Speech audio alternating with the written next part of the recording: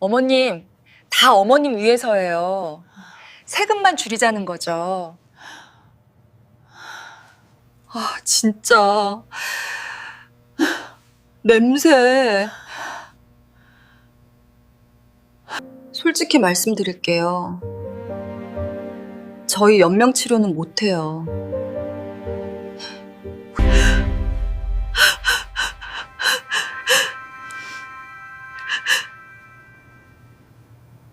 어르신 연명치료는 따로 생각 안 하시는 거죠? 그 한마디에 해운대백병원 병실 안의 공기는 얼음장처럼 차가워졌다.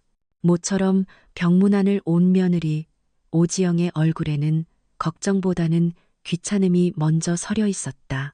이미 아들에게 마린시티 아파트 명의도 넘겨주었고 유언장까지 작성했다. 그런데 며느리의 입에서 나온 말은 그런 것이었다. 어머님, 이제 슬슬 마음의 준비를 하셔야죠. 억지로 붙잡고 있으면 다 같이 힘들어져요. 남은 사람들은 살아야 하지 않겠어요? 박순자는 그 순간 평생 아들 하나만 바라보며 쌓아왔던 모든 것이 무너져 내리는 것을 느꼈다. 집도 재산도 이제는 마지막 남은 목숨까지도 성가신 짐짝 취급을 받는 이 순간. 순자는 과연 어떤 결정을 내려야 할까? 박순자는 수술을 마치고 회복기에 접어든 상태였다. 팔에는 여전히 링거 주사가 꽂혀 있었다. 의사는 경과가 아주 좋다고 했다. 병실 창문 너머로 해운대의 햇살이 눈부시게 쏟아져 들어왔다. 순자는 눈을 가늘게 뜨고 그 빛을 바라보았다. 따뜻한 오후였다. 링거액이 천천히 방울져 떨어지는 소리만이 정적을 채우고 있었다. 그때 병실 문이 열렸다. 아들 김민수와 며느리 오지영이 나란히 들어섰다. 순자는 반가운 마음에 고개를 돌렸다. 어머니, 얼굴이 많이 좋아지셨네요. 민수가 애써 밝은 표정을 지으며 말했다. 순자는 오랜만에 아들 목소리를 들으니 마음이 놓였다. 긴장했던 근육이 조금 풀리는 듯했다. 지영도 환하게 웃는 얼굴이었다. 들고 온 과일 바구니를 흔들어 보였다. 어머님, 기운 차리시려면 비타민 보충부터 하셔야죠. 두 사람 모두 너무나 살가웠다. 순자는 마음속으로 안도했다. 그래도 내 자식, 내 며느리가 나를 챙기는구나. 그렇게 안심했다. 민수는 침대 옆 보조의자에 앉았다. 지영은 가져온 과일을 깎아 작은 접시에 담기 시작했다. 순자는 두 사람을 번갈아 보며 조용한 미소를 지었다. 한참 동안 일상적인 안부를 묻던 지영이 조심스럽게 화제를 돌렸다. 어머님, 혹시 유언장 같은 건 미리 생각해 보셨어요? 순간 순자의 손이 멈칫했다. 며느리의 얼굴을 바라보았다. 지영은 여전히 미소를 띠고 있었다. 하지만 그 미소가 어쩐지 평소와는 다르게 느껴졌다. 순자는 속으로만 되뇌었다. 내가 잠시 아파서 누워있는 것뿐인데 벌써 그런 이야기를. 입 밖으로는 어떤 말도 나오지 않았다. 민수도 옆에서 거들었다. 어머니, 요즘은 다들 미리미리 정리한대요. 나중에 일 복잡해지기 전에요. 목소리는 차분했지만 어딘가 모르게 재촉하는 기색이 역력했다. 지영은 핸드백에서 태블릿 PC를 꺼냈다.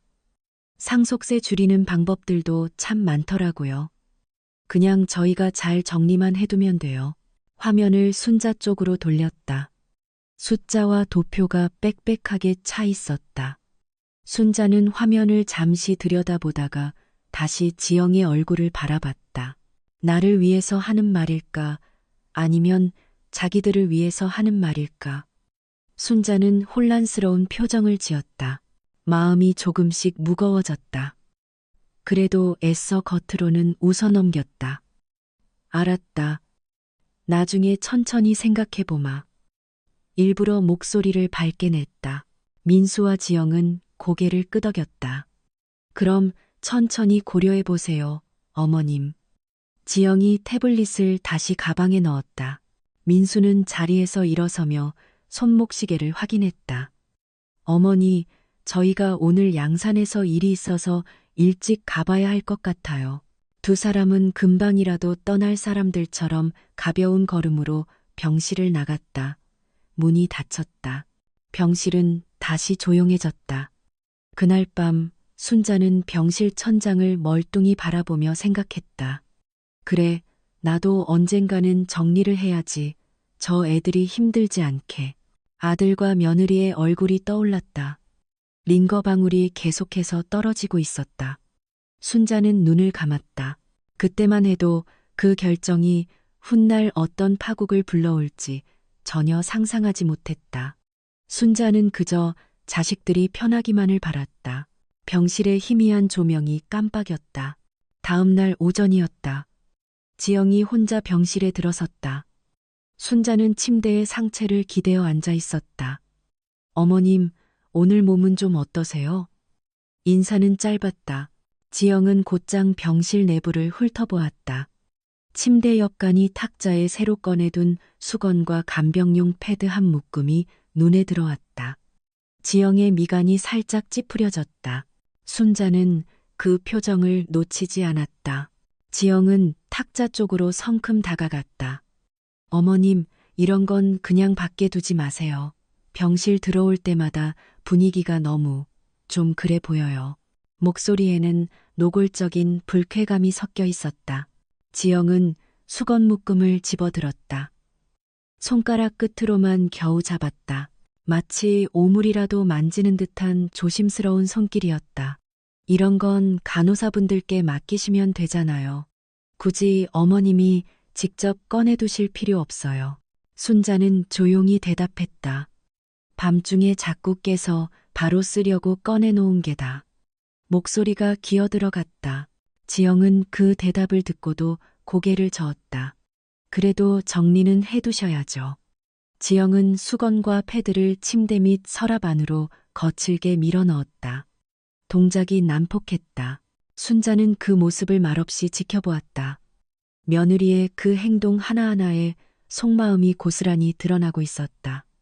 이런 것들은 내 눈에 띄지 않았으면 좋겠다. 바로 그런 마음이었다. 순자는 가슴이 답답해지는 것을 느꼈다. 잠시 뒤 지영이 아무 일 없었다는 듯 자연스럽게 화제를 돌렸다. 침대의 옆 의자에 다시 앉았다. 어머님, 어제 말씀드린 유원장 이야기 말이에요. 지영이 말을 이었다.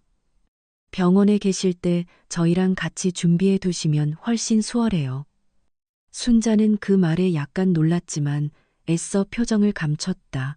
입술만 살짝 굳어졌다. 마음속으로 생각했다. 내가 아직 이렇게 정신도 또렷하고 말도 잘하는데 벌써 유언장부터 쓰라니 씁쓸함이 밀려왔다. 하지만 아무 말도 하지 않았다. 지영은 또다시 태블릿을 꺼냈다. 화면을 켜서 순자에게 보여주었다. 상속세, 증여세 이야기를 길게 늘어놓았다. 여기 보세요, 어머님. 이렇게만 하시면 세금이 이만큼 줄어들어요. 손가락으로 화면을 짚었다. 증여세 공제 한도가 이 정도고요. 미리미리 해두시면 절세 효과가 정말 크거든요. 지영의 설명은 쉴 새 없이 이어졌다. 숫자와 표로 가득한 화면이었다. 순자는 고개를 끄덕이는 신용을 했다. 이렇게만 정리해 두시면 저희가 나중에 복잡하게 안 뛰어다녀도 되고요. 지영이 환하게 웃으며 말했다. 그 말에 순자의 귀가 번쩍 뜨였다. 저희가 편해요. 그 말에 속뜻이 겹쳐 들리는 것 같았다. 순자는 지영의 얼굴을 보다가 창밖으로 시선을 돌렸다. 창밖으로는 구름이 천천히 흘러가고 있었다. 순자는 아무 말도 하지 않았다. 지영은 여전히 태블릿 화면에 시선을 고정하고 있었다. 병실 안은 조용했다. 하지만 그 침묵이 무겁게 가라앉았다. 순자는 손을 가만히 이불 위에 올려두었다. 지영은 곧 자리에서 일어났다. 그럼 어머님, 천천히 생각해 보세요. 저 오늘 일정이 좀 있어서요. 가방을 챙겨 들었다. 문을 열고 나가며 한 번 더 강조했다. 빨리 정리하시는 게 좋아요. 어머님한테도 좋고 저희한테도 좋고요. 문이 닫혔다. 순자는 여전히 창밖을 보고 있었다. 구름은 계속 흘러가고 있었다. 순자의 눈빛도 어딘가 먼 곳을 향해 있었다. 저녁 무렵이 되었다. 병실 조명이 낮춰졌다. 복도는 조용해졌다.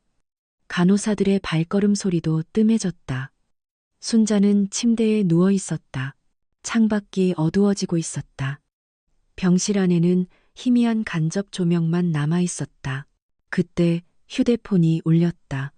순자는 천천히 손을 뻗어 전화를 받았다. 아들 민수였다. 어머니, 오늘 지영이 다녀갔다면서요? 몸은 좀 어떠세요? 목소리는 평소와 다름없었다. 순자는 전화기를 귀에 댔다. 이제 숨 쉬는 건 많이 편해졌다. 담담하게 말했다. 순자의 목소리는 조용했다. 민수는 잠시 말이 없었다. 짧은 침묵이 흘렀다. 순자는 그 침묵을 느꼈다. 무언가 본론을 말하려는 기색이 느껴졌다. 민수가 바로 본론으로 들어갔다. 어머니, 지영이한테 유원장 얘기 들으셨죠? 진짜 나쁜 뜻으로 그러는 게 아니고 지금 해두시면 나중에 우리가 덜 힘들어요. 순자는 우리가라는 단어에 잠시 멈췄다. 그 단어가 귓가에 맴돌았다. 나와 민수가 아니었다. 민수와 지영 쪽에 더 가까워 보였다. 순자는 입술을 꼭 다물었다. 가슴이 답답했다. 그래도 나는 아직 살아있다. 그 말이 목구멍까지 차올랐다. 하지만 억지로 삼켰다. 말이 나오지 않았다. 민수는 계속해서 말했다. 요즘은 다들 그렇게 한대요. 미리미리 정리해놓고. 어머니도 우리 믿고 그냥 해주세요. 우리 믿고. 그 말을 들으니 또다시 마음이 흔들렸다. 순자는 눈을 감았다. 민수는 어릴 때부터 착한 아이였다. 엄마 말을 잘 들었다. 힘들 때도 투정 한 번 부리지 않던 그런 아들이었다. 그래, 내 아들인데. 순자는 그렇게 생각했다. 마음이 조금 풀리는 듯했다. 전화기 너머로 민수의 숨소리가 들렸다. 순자는 천천히 입을 열었다. 그래, 몸 좀 더 나아지면 한번 보자꾸나. 목소리가 떨려 나왔다. 민수는 안도하는 듯 대답했다. 네, 그럼 그때 천천히 얘기 나눠요. 어머니, 몸조리 잘하고 계세요. 그래, 알았다. 순자가 짧게 답했다. 그럼 저 끊을게요. 내일 회사 일찍 출근해야 해서요. 그래, 들어가거라. 전화가 끊어졌다. 병실은 다시 칠흑 같은 정적에 휩싸였다. 순자는 전화기를 천천히 내려놓았다. 천장을 바라보았다. 희미한 조명이 천장에 비치고 있었다. 순자는 머리맡 서랍을 한번 쓸어보았다. 손끝이 서랍 손잡이를 스쳤다. 깊은 한숨을 내쉬었다. 그래도 내 아들이니 나를 바보로 만들지는 않겠지. 그 생각이 마지막 남은 기대처럼 남아있었다. 순자는 그 기대를 붙들고 싶었다. 창밖에는 어둠이 짙게 깔려 있었다. 병실 조명만 희미하게 빛났다. 순자는 눈을 감았다. 복도에서 간호사의 발소리가 지나갔다. 멀어지는 소리였다. 순자는 그 소리를 들으며 조용히 누워 있었다. 우리 믿고 민수의 그 말이 계속 귓가에 맴돌았다. 순자는 그 말을 믿고 싶었다. 하지만 마음 한구석이 무거웠다. 지영의 얼굴이 떠올랐다. 수건을 손가락 끝으로만 집어들던 모습이었다. 서랍에 거칠게 쑤셔 넣던 그 손이 보였다. 순자는 고개를 천천히 저었다. 아니야, 나쁜 생각하지 말자. 스스로에게 다짐했다. 링거액이 떨어지는 소리가 들렸다. 규칙적인 소리였다. 순자는 그 소리를 들으며 잠을 청하려 했었다. 하지만 잠은 쉽게 오지 않았다. 우리가 덜 힘들어요. 그 말이 자꾸만 귓가에 맴돌았다. 순자는 이불을 목까지 끌어올렸다. 병실은 고요했다. 밤이 깊어지고 있었다. 순자는 눈을 감은 채 가만히 누워 있었다. 며칠이 지났다. 순자의 상태는 조금씩 나아지고 있었다. 아침 햇살이 병실 안으로 환하게 들어왔다. 그때 문이 열렸다. 간호사 이선우가 먼저 들어왔고 그 뒤를 따라 양복 차림의 중년 남성 한 분이 함께 들어왔다. 선우가 순자에게 상냥하게 말했다. 어르신, 병원 협력 법률 상담사분이세요. 어제 말씀드렸던 분이요. 순자는 고개를 끄덕였다. 상담사는 정중하게 허리를 숙여 인사했다. 안녕하십니까. 박순자 어르신, 상속 관련 상담을 도와드리러 왔습니다. 그는 들고 온 가방에서 서류철을 꺼냈다. 얼마 지나지 않아 김민수와 오지영도 병실에 도착했다. 두 사람이 나란히 안으로 들어섰다. 지영은 어제보다 더 밝은 미소를 지으며 인사했다. 어머님, 오늘 중요한 상담 받으신다고 해서 저희도 왔어요. 민수도 상담사에게 깍듯하게 고개를 숙였다. 안녕하십니까. 아들 김민수입니다. 상담사는 모두가 자리를 잡자 준비해온 서류를 펼치며 설명을 시작했다. 순자와 민수 그리고 지영이 함께 듣는 자리였다. 선우는 병실 뒤쪽에 조용히 서 있었다. 요즘은 과거와 달리 조건부 상속 형태로도 많이들 진행하십니다. 상담사의 목소리는 차분하고 또렷했다. 지영이 가장 먼저 반응했다.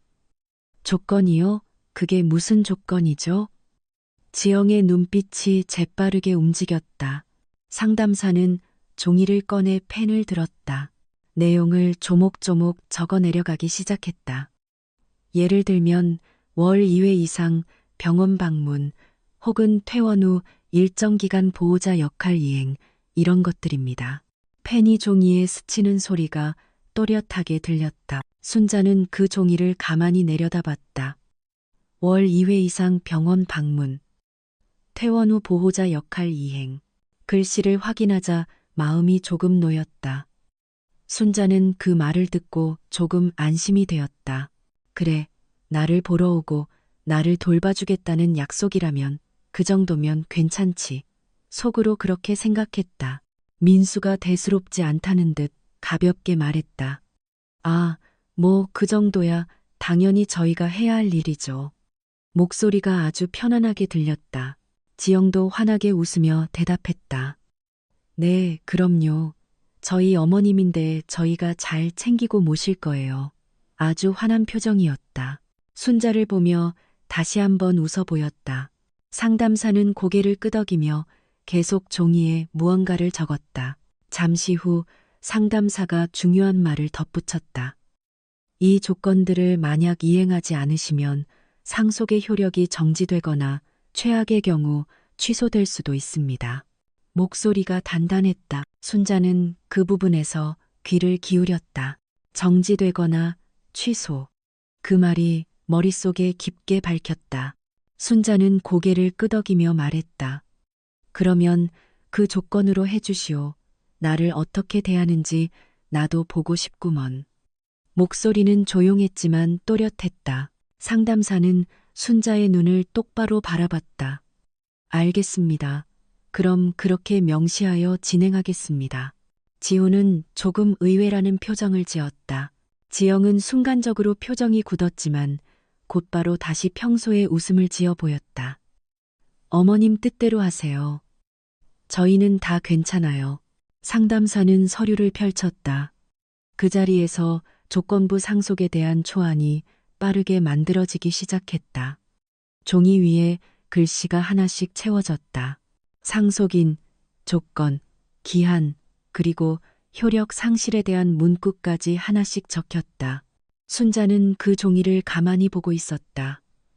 민수는 지영을 슬쩍 쳐다봤다. 지영도 민수를 바라봤다. 두 사람은 짧게 눈빛을 주고받았다. 상담사가 다시 한번 강조했다. 이 조건들은 법적인 효력을 가집니다.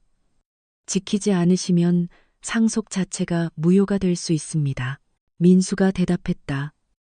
네, 잘 알겠습니다. 저희가 잘 지키겠습니다. 지영도 고개를 끄덕였다. 당연히 지켜야죠. 어머니 모시는 건 자식으로서 당연한 거니까요. 상담사는 초안을 정리했다. 종이를 클립으로 단단히 집었다. 그럼 오늘은 여기까지 하고 정식 서류는 며칠 안에 준비해 드리겠습니다. 선우가 상담사를 문 쪽으로 안내했다. 두 사람이 병실을 나갔다. 병실에는 순자와 민수, 지영만 남았다. 조용한 정적이 흘렀다. 지영이 먼저 입을 열었다. 어머님, 그럼 저희도 오늘 이만 가볼게요. 민수도 함께 일어섰다. 어머니, 몸 잘 챙기고 계세요. 두 사람은 아까보다 한결 가벼워진 발걸음으로 병실을 나갔다. 문이 닫혔다. 순자는 창밖을 바라봤다. 해운대의 하늘은 구름 한 점 없이 맑았다. 순자는 천천히 숨을 내쉬었다. 이제 보자. 저 애들이 정말 어떻게 나오는지. 마음속으로 중얼거렸다. 조건이라는 최소한의 안전장치가 생겼다는 생각에 순자는 조금 안심했다. 몇 주가 흘렀다. 어느 날 오후 순자의 휴대폰이 짧게 울렸다. 등기소에서 온 문자 메시지였다. 해운대구 마린시티 아파트명의 이전이 정상적으로 완료되었습니다. 짧은 문장이었다. 순자는 그 화면을 한참 동안 가만히 들여다봤다. 손끝이 미세하게 떨리고 있었다. 이제 정말로 넘어갔구나. 마음이 복잡했지만 이내 생각을 정리했다. 그날 저녁 민수와 지영이 사는 양산의 아파트였다. 두 사람은 거실 테이블에 마주 앉아 있었다. 민수가 휴대폰을 내려다보고 있었다. 등기 끝났다고 문자 왔네. 지영이 그 말을 듣자마자 눈을 빛냈다. 정말요? 민수가 고개를 끄덕였다. 지영은 환호성을 지르며 자리에서 일어나 냉장고를 열었다. 치킨 배달 전단지를 꺼냈다. 여보, 오늘은 치킨 시켜 먹어요. 이런 날은 축하해야죠. 목소리가 들떠 있었다. 민수는 피식 웃음이 나왔다. 그래, 그럼 시키자. 지영이 재빨리 전화로 치킨을 주문했다. 얼마 후 치킨이 도착했다. 두 사람은 작은 테이블에 치킨 상자를 펼쳐 놓았다. 지영이 닭다리 하나를 크게 들며 말했다. 이제 이 집, 아니, 저 해운대 집, 진짜 우리 거네. 목소리에는 만족감이 가득 묻어났다. 민수는 대답 대신 고개만 끄덕이며 웃었다. 두 사람은 말없이 치킨을 먹었다. 텔레비전에서 나오는 예능 프로그램 소리만 거실에 요란하게 울렸다. 한편 병실에서는 순자가 간호사 선우에게 그 소식을 전했다. 선우가 체온계를 정리하며 조심스럽게 물었다. 어르신, 오늘 표정이 조금 다르신 것 같은데요? 순자가 희미하게 웃었다. 이제 민수 앞으로 집이 넘어갔다네. 선우는 그 말에 잠깐 손을 멈췄다. 순자를 바라봤다. 그러시구나. 그럼 이제 아드님이 더 자주 오시겠네요. 약속도 하셨으니까요. 순자가 고개를 끄덕였다. 그래, 그래야지. 저 애들도 이제 덜 불안하겠지. 스스로를 설득하는 듯한 목소리였다. 선우는 더 이상 묻지 않았다. 그 후로 두어 번은 민수와 지영이 병문 안을 왔다. 첫 번째 방문 때였다. 민수가 병실 문을 열고 들어왔다. 어머니, 좀 어떠세요? 순자는 반가운 마음에 손을 흔들었다. 괜찮다. 많이 나아지고 있어. 지영도 함께 들어왔다. 하지만 예전과 무언가 확연히 달랐다. 예전에는 상속 이야기를 꺼내기 위해 초조한 눈빛으로 안절부절 못하던 때가 있었다. 하지만 이제는 그런 기색이 전혀 없었다. 대신 대화 중간중간 휴대폰을 내려다보며 시간을 확인하는 일이 잦아졌다. 순자가 힘들었던 밤에 대해 이야기하는 중에도 지영은 휴대폰 화면을 쓸어내리고 있었다. 민수도 손목시계를 슬쩍 확인했다. 어머니, 저희가 오늘 양산에 급한 일정이 있어서 일찍 가봐야 해요. 순자는 애써 서운함을 감추고 고개를 끄덕였다. 그래, 그래. 바쁜데 이렇게 와준 것만도 고맙다. 두 사람은 병실에 머무른 지 30분도 채 되지 않아 서둘러 나갔다. 두 번째 방문은 그보다 더 짧았다. 지영이 병실을 둘러보며 집 이야기를 슬쩍 꺼내기 시작했다. 어머님 방은 아직 따로 안 정했어요. 뭐, 나중에 퇴원하시고 천천히 정하셔도 되니까요. 말투는 여전히 공손했다. 하지만 진심으로 그 방을 쓸 날을 기다리는 사람의 말투처럼 들리지는 않았다. 순자는 그 미묘한 말투의 온도를 똑똑히 느꼈다. 민수는 회사 일이 바쁘다는 핑계로 면회 시간을 점점 더 줄였다. 어느 날은 고작 20분 만에 병실을 나섰다. 어머니, 죄송해요. 오늘 중요한 회의가 있어서요. 황급히 나가는 아들의 뒷모습이었다. 순자는 그 모든 변화를 느끼면서도 애써 스스로를 달랬다. 바쁜 나이니까 젊을 땐 다 그런 거지. 속으로 중얼거렸다. 하지만 마음 한쪽은 돌덩이를 얹은 듯 무거워졌다. 간호사 선우가 물을 가져다 주며 조심스럽게 물었다. 어르신, 아드님이 요즘 많이 바쁘신가 봐요. 순자는 짧게 대답했다. 그런가 보지. 목소리가 작게 잠겨 있었다. 선우는 더 묻지 않았다. 순자는 창밖을 보았다. 하늘의 구름이 천천히 흘러가고 있었다. 병실은 유난히 조용했다. 집이 넘어갔으니 이제는 안심이 되어서 그런 건가. 순자는 그렇게 생각하려 애썼다. 하지만 불안감이 조금씩 싹트고 있었다. 방문 시간은 점점 짧아지고 있었다. 휴대폰을 보는 횟수는 늘어났다. 시계를 확인하는 모습이 자주 눈에 띄었다. 순자는 그 모든 변화를 분명히 느꼈다.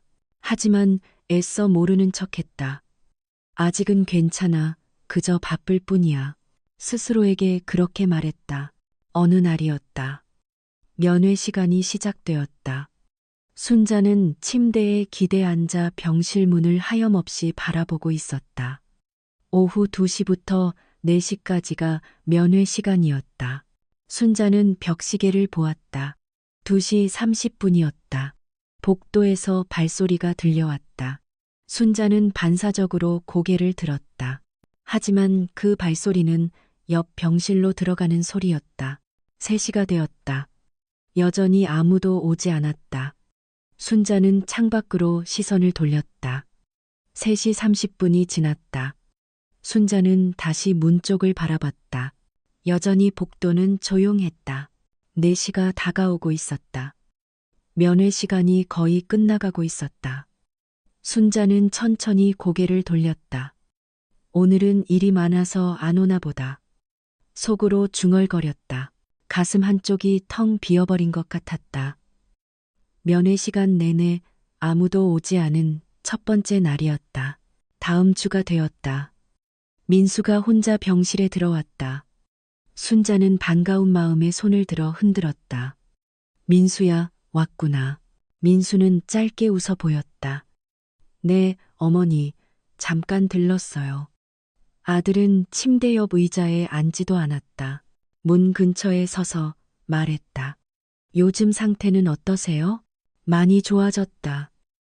이제 숨 쉬는 것도 편하고. 순자가 애써 밝게 대답했다. 민수는 고개를 끄덕였다. 네, 다행이네요. 잠깐의 침묵이 흘렀다. 민수가 또다시 손목 시계를 봤다. 어머니, 요즘 회사가 너무 바빠서요. 지영이도 일이 많아서 정신이 없고요. 목소리가 급했다. 순자는 억지로 미소를 지어 보였다. 그래, 일할 나이에 열심히 일해야지. 나는 괜찮다. 민수는 그 말에 안도하는 표정을 지었다. 그럼 저 먼저 갈게요. 바로 회의에 들어가야 해서요. 응, 그래, 조심해서 가거라. 민수가 병실을 나갔다. 10분도 채 되지 않는 시간이었다. 문이 닫혔다. 순자는 벽시계를 보았다. 오후 3시 45분이었다. 민수가 들어온 것은 3시 35분쯤이었다. 10분. 순자는 숫자를 가만히 세어보았다. 그날부터 순자는 병실 벽에 걸린 작은 달력을 보기 시작했다. 순자는 침대 옆 서랍에서 빨간색 펜을 꺼냈다. 민수와 지영이 온 날에 조그맣게 동그라미를 쳤다. 오늘 날짜에 작은 동그라미 하나가 쓸쓸하게 그려졌다. 순자는 그 달력을 가만히 바라보았다. 날이 지나갔다. 일주일이 지났다. 달력에는 더 이상 동그라미가 그려지지 않았다. 이 주일이 되었다. 여전히 동그라미는 그날의 것 하나뿐이었다. 순자는 달력을 보며 한숨을 쉬었다. 3주일째가 되었다. 동그라미는 늘지 않았다. 순자는 빨간 펜을 손에 쥐고 있었다. 하지만 동그라미를 칠 날이 없었다. 한 달이 지났다. 순자는 달력을 보며 천천히 날짜를 세어보았다. 동그라미가 딱 한 번뿐이었다. 한 달에 한 번. 순자는 고개를 갸웃했다. 월 2회 이상 방문. 조건부 상속계약서에 적혀있던 그 문장이 머릿속을 스쳐 지나갔다. 마침 간호사 선우가 병실에 들어왔다. 체온을 재러 온 것이었다. 어르신, 팔 좀 잠시 내어주세요. 체온계를 대며 말하던 선우의 눈이 벽에 걸린 달력을 보았다. 그 달력에 찍힌 외로운 빨간 동그라미 하나가 또렷하게 보였다. 선우는 순간 표정이 굳었다. 아드님이 요즘 많이 못 오시네요. 조심스럽게 말을 건넸다. 순자는 짧게 대답했다. 바쁜가 보지, 뭐. 목소리에 힘이 하나도 없었다. 선우는 체온계를 빼며 순자의 얼굴을 살폈다. 순자의 얼굴에는 감출 수 없는 섭섭함이 배어 있었다. 눈빛에는 불안감이 어려 있었다. 입술은 꼭 다물어져 있었다. 선우는 더 이상 묻지 않았다. 체온계를 정리하며 조용히 말했다. 어르신, 불편하신 거 있으시면 언제든 저한테 말씀하세요. 고맙다, 선우 학생. 순자가 작게 웃어 보였다. 하지만 그 웃음이 너무나 슬퍼 보였다. 선우가 병실을 나갔다. 순자는 다시 달력을 보았다. 빨간 동그라미 하나가 마치 자신처럼 외로워 보였다. 월 2회. 순자는 눈을 감았다. 섭섭함과 불안감, 그리고 알 수 없는 후회가 한꺼번에 가슴을 짓눌렀다. 이선우는 간호사실에 앉아 있었다. 오전 업무를 정리하던 중이었지만 그녀의 신경은 온통 박순자 어르신에게 가 있었다. 책상 위에 놓인 서류철이 눈에 들어왔다. 병동 환자들의 보호자 연락 및 방문 횟수를 정리하는 공식 기록이었다. 선우는 서류를 넘겨 박순자 어르신의 이름을 찾았다. 그리고 방문 기록란에서 손이 멈췄다. 그녀는 눈을 가늘게 떴다. 지난 석 달간의 기록을 손가락으로 짚어가며 세어보았다. 방문 횟수 단 한 번, 그것도 10분 남짓. 한 달에 2번도 아니고 석 달에 한 번이라니. 선우가 작게 중얼거렸다. 그녀는 서류를 들고 곧장 주치의의 진료실로 향했다. 의사는 서류를 넘겨받고는 표정이 심각하게 굳어졌다. 이 정도일 줄은 몰랐습니다. 조건부 상속이라고 하셨지요. 네, 월 2회 이상 방문 조건이었습니다. 의사는 잠시 생각에 잠기더니 결단한 듯 말했다. 병원 후견 지원팀과 상의해 보겠습니다. 그리고 어르신 상태도 호전되었으니 퇴원 절차를 밟아야죠. 그날부터 병원 원무과와 간호사실은 바빠졌다. 퇴원 상담을 위해 보호자에게 연락을 취해야 했다. 선우가 먼저 며느리 오지영에게 전화를 걸었다. 신호음이 한참 울린 뒤에야 지영이 전화를 받았다. 네, 안녕하세요. 안녕하세요. 해운대백병원 간호사실입니다. 어머님 퇴원 상담 일정을 잡아야 해서요. 선우가 차분히 말하자 지영의 목소리가 즉각적으로 튀어나왔다. 아, 그날은 저희 둘 다 일정이 안 됩니다. 그럼 다른 날로 조율해 볼까요? 글쎄요, 요즘 저희가 너무 바빠서요. 나중에 다시 연락드릴게요. 전화가 일방적으로 끊어졌다. 며칠 뒤 이번에는 병원 원무과에서 순자의 병실로 직접 전화가 걸려왔다. 순자가 전화를 받았다. 사명의로 보호자분이세요? 아니, 환자 본인인데요. 아, 그러시군요. 보호자분께 병원비 관련 안내를 드려야 하는데 계속 통화가 안 되네요. 원무과 직원의 목소리에는 난감함이 묻어났다. 순자는 가슴이 철렁 내려앉는 것을 느꼈다. 아들이 요즘 바쁘다. 얼버무리듯 대답했다. 순자는 결국 직접 아들 민수에게 전화를 걸었다. 벨이 6번쯤 울렸을 때 민수가 받았다. 무슨 일이야, 엄마? 나 지금 좀 바빠. 목소리에 짜증이 묻어 있었다. 순자는 잠깐 머뭇거렸다. 병원비가 밀렸다고 하더구나. 말을 끝맺기도 전에 민수가 말을 잘랐다. 어머니 명의로 되어 있는 건 어머니가 한번 상의해 보셔야죠. 저도 지금 여유가 없어요. 또 짧은 신호음만 남기고 통화가 끊어졌다. 순자는 전화기를 귀에 댄 채 한참을 멈춰 있었다. 손이 떨리고 있었다. 그로부터 며칠 뒤 불쑥 오지영이 병실에 나타났다. 순자는 오랜만에 보는 며느리 얼굴에 반가운 마음이 들었지만 지영의 얼굴은 피곤함과 짜증으로 일그러져 있었다. 지영은 의자에 가방을 던지듯 내려놓았다. 어머니, 요즘 상태는 어떠세요? 형식적인 안부였다. 목소리에는 어떤 감정도 실려 있지 않았다. 순자는 그걸 느꼈지만 애써 대답했다. 많이 좋아졌다. 지영은 창밖을 보며 한숨을 쉬더니 곧바로 본론을 꺼냈다. 의사 선생님이 그러시더라고요. 앞으로 큰 수술이나 연명치료 같은 선택이 생길 수도 있다고요. 또렷한 목소리였다. 순자는 그 말에 잠깐 숨이 멎는 듯한 느낌이 들었다. 가슴이 쿵 내려앉았다. 연명치료라니? 순자가 조그맣게 되물었다. 지영은 고개를 돌려 순자를 똑바로 쳐다봤다. 그 눈빛이 얼음장처럼 차가웠다. 솔직히 말씀드릴게요. 저희는 연명치료는 못 해드려요. 그건 너무 버겁고 현실적으로도 힘들어요. 단호한 목소리였다. 순자는 말을 잃었다. 입술만 파르르 떨렸다. 지영은 멈추지 않았다. 어머님도 이제 천천히 정리하셔야죠. 억지로 붙들고 있어봐야 서로 힘들잖아요. 그 잔인한 말이 병실 공기 안에 무겁게 내려앉았다. 순자는 숨쉬기가 힘들었다. 귀가 멍멍했다. 정리하라고? 순자는 속으로 되뇌었다. 내가 이렇게 살아있는데 정리를 하라고? 순자가 떨리는 목소리로 마지막 희망을 붙잡으려 물었다. 민수 생각은 어떤가? 지영은 짧게 대답했다.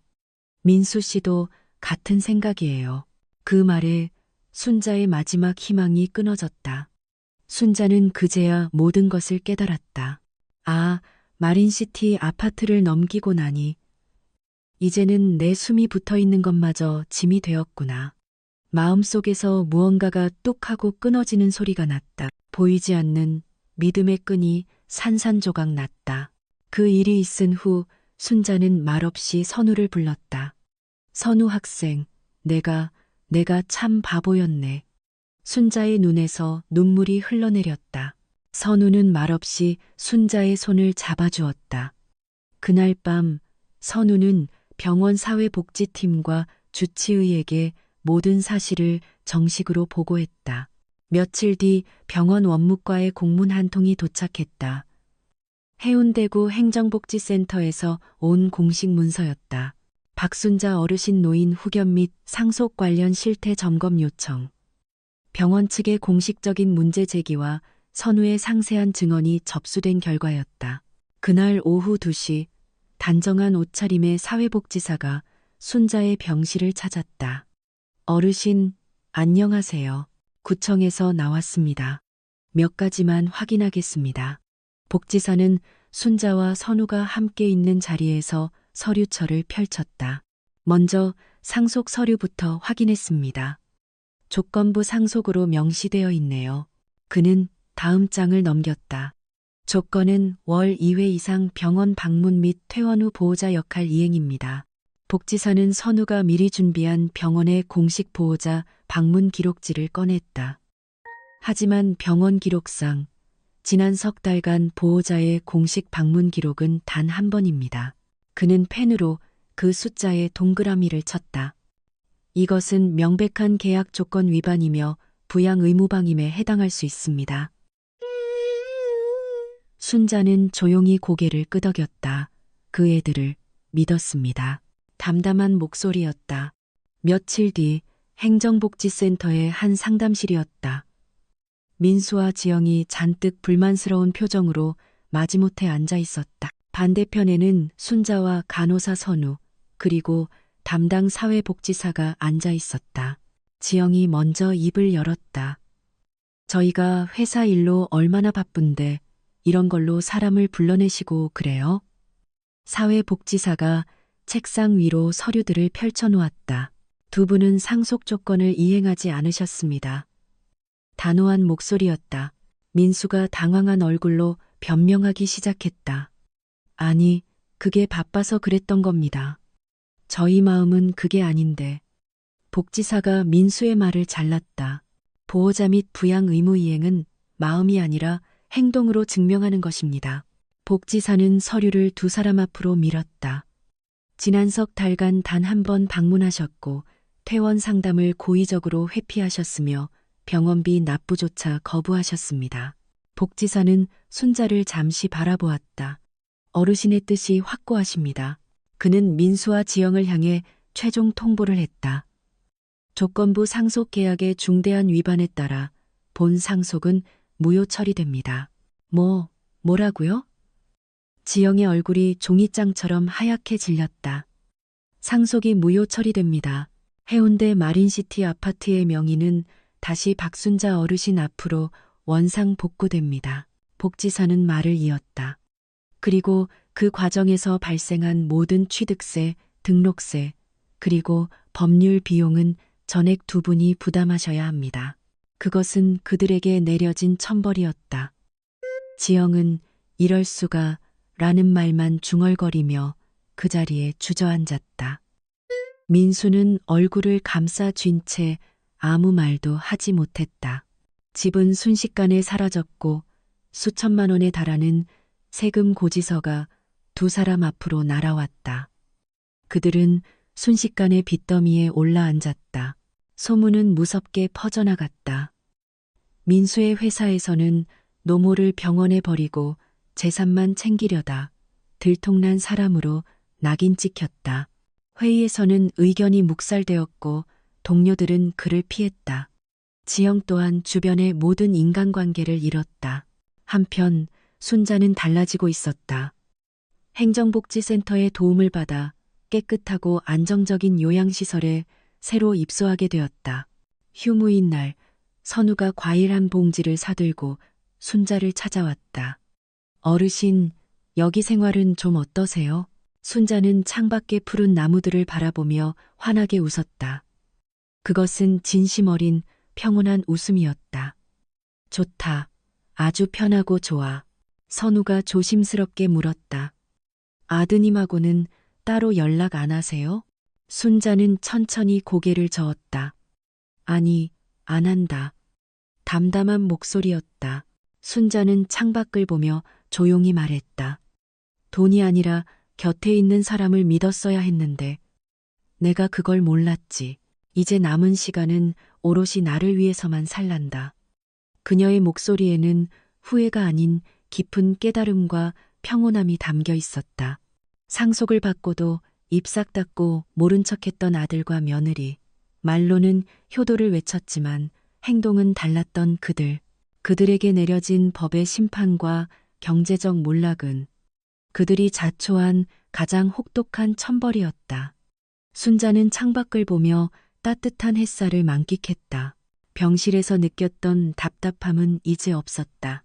차가운 공장에서 건넨 따뜻한 도시락 한 개가 30년을 기다린 아버지와 딸을 다시 만나게 했습니다. 때로는 가장 늦었다고 생각하는 순간에도 새로운 시작이 가능하다는 것을 이 이야기가 여러분께 전해드립니다. 오늘의 이야기가 마음에 와닿으셨다면 구독과 좋아요 버튼을 눌러주세요. 그리고 소중한 분들에게 이 따뜻한 이야기를 공유해 함께 감동을 나눠보세요.